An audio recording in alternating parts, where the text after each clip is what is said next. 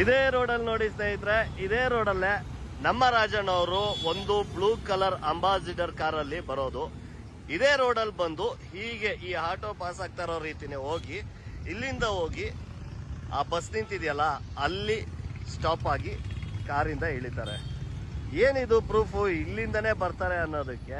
ಈ ರೋಡಲ್ಲೇನೆ first Rajkumar sir ambassador ಕಾರಲ್ಲಿ ಹೋಗೋದು.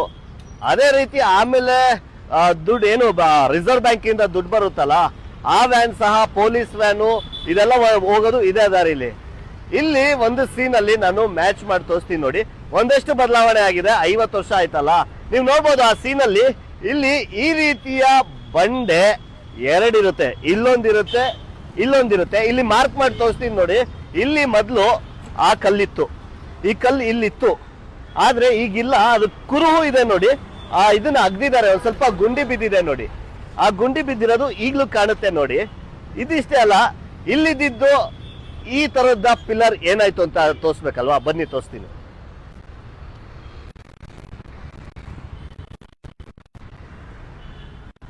ಇಲ್ಲಿದೆ ನೋಡಿ ಆ ಪಿಲ್ಲರ್.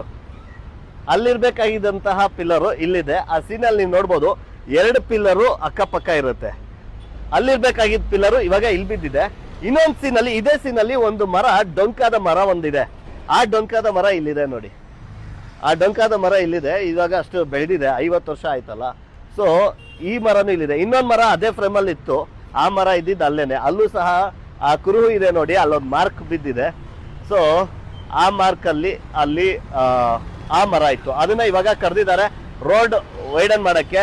ಇನ್ನೊಂದು ಹೆಂಗ್ ಗೊತ್ತಾ ಸ್ನೇಹಿತರೆ, ಈ ರೋಡು ಬೆಂಗಳೂರಿನ ಮೊದಲ ಡಬಲ್ ರೋಡು. ಅಂದ್ರೆ ಒಂದೇ ಇರ್ತಾ ಇದ್ದಲ್ಲ, 2 ಇದಾಗೋದು.